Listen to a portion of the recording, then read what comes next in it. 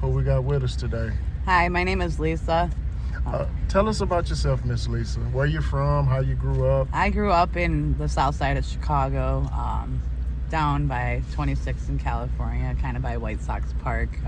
I lived out there for over 15 years, and then my family moved me to the suburbs of Chicago. I grew up out there, went to high school out there, was on the swim team for 3 years in high school.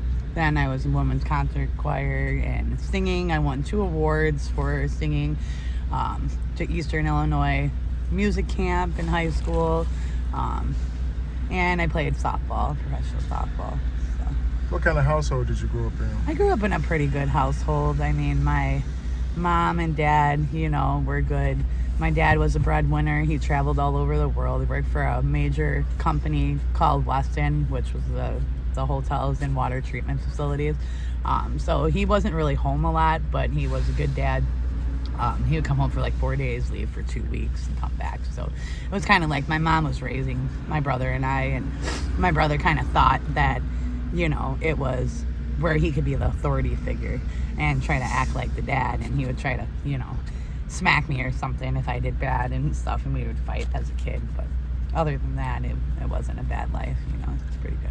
What schools did you go to? I went to Allen B. Shepherd High School, which is in Palos Hills, Illinois, and I went to Moraine Valley, which is a community college, for my certified nursing license and CPR training. Did a year and a half of gen eds on top of that.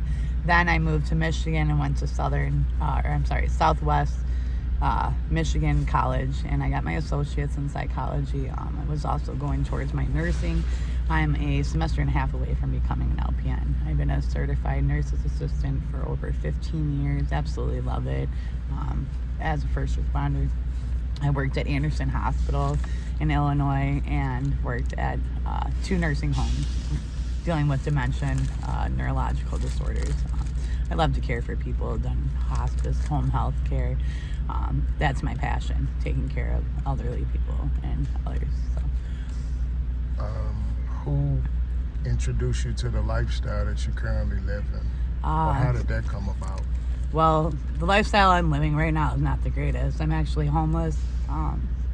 For the time being, I've been, homeless for a little over a year and a half.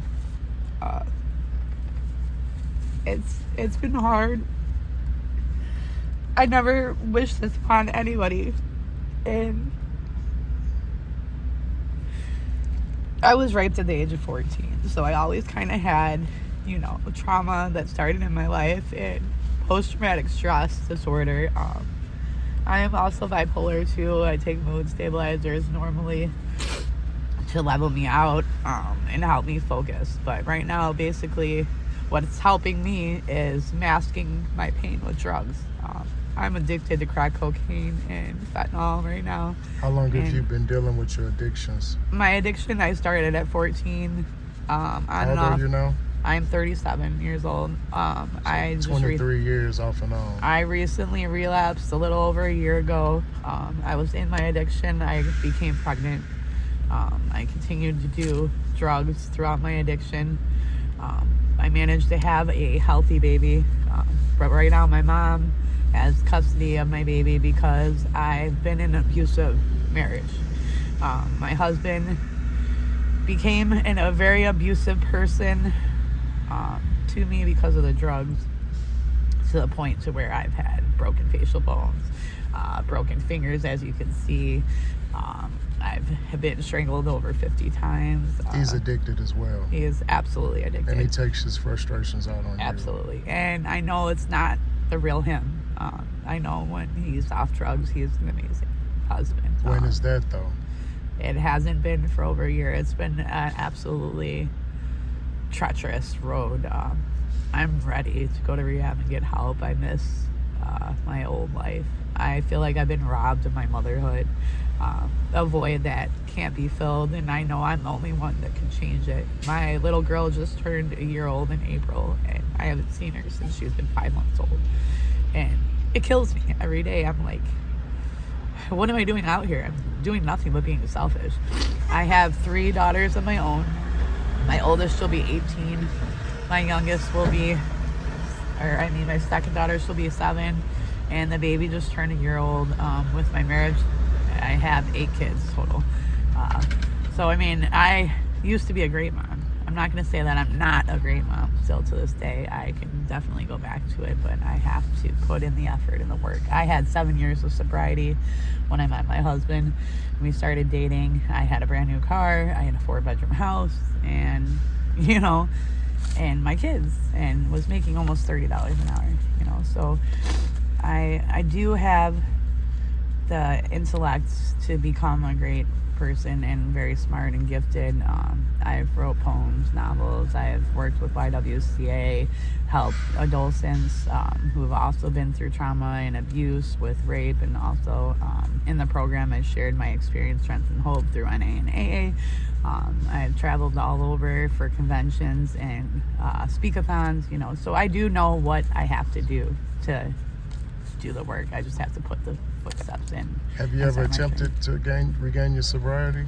I have, absolutely. I have tried to get my sobriety 3 different times. I've had a year sober. May of 2021, I had 7 years sober. So, I mean, I did do well. I didn't even drink. It was to the points where I didn't smoke weed, didn't drink, didn't do anything. NA was my life.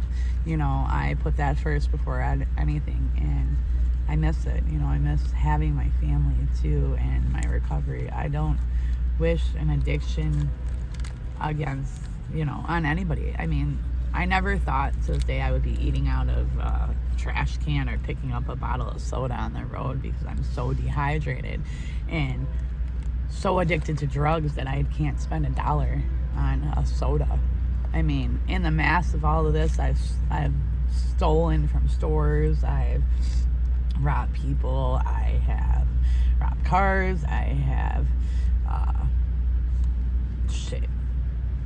I don't even want to say it, but I have sold my body. I don't want to talk about that so much, but I've done things that I don't do normally as a sober person, and like I said, a lot of it was to my abuse also. Getting beaten by my husband for no specific reason, running away, being homeless on the street, not having money to even eat or survive,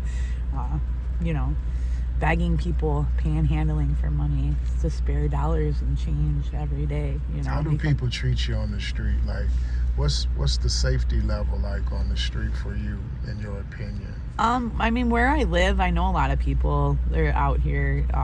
They protect me and welcome me in the north side of St. Louis. I live in areas where they're pretty much war zones out here.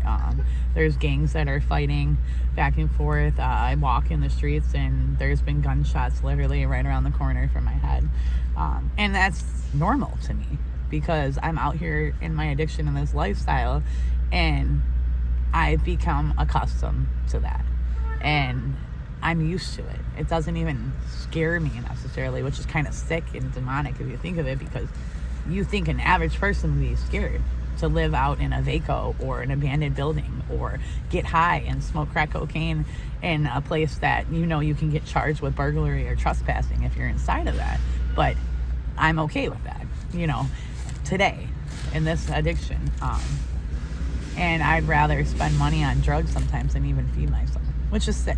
It's crazy how the addiction blurs the line of logic to where things that you wouldn't even fathom when you were sober, now it's like, oh, okay, that sounds about right. It's normal. And if you could go back in time and change anything in your life, knowing what you know today, what would you change, or what would you do differently? I probably would change the fact of relapsing if I could. I was going through a custody battle, and I met my husband before that, and I couldn't handle the fact of some of the situations that my ex was given more time for visitation and different stuff, and I ended up relapsing. And if I could go back and change it and go to a meeting or something and talk about my pain versus using drugs, I would do that. And I don't know, I mean, probably not, excuse me, putting title loans on my cars and taking out loans for drugs versus screwing people over and using people for money and lying about the fact that I need money for food and shit. And it's really, I'm spending it on drugs, not for necessities that I really need, you know? And I mean, it's going to start getting cold out here. Who wants to be out here on the street when it's cold? I don't even have a winter jacket right now. I mean, it's sick. People have stolen the shoes off my feet. 2 days ago, I was walking in my socks because I took my shoes off and fell asleep on a back porch and let my feet air out. I took my shoes off. I woke up in the morning, my shoes were gone. And that's the lifestyle out here. That's what people do. They're selfish and they only think of themselves, you know. And we're in the mass of our addiction. We don't think. We just act on impulse. It's a dog eat dog when you come to the street. Is every man for it. Every Absolutely. man and woman for themselves. Nobody is exempt from the Absolutely. streets. Absolutely.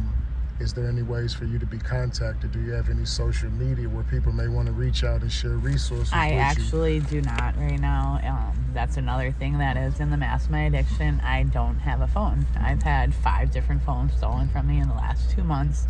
I sold 2 of them for drugs.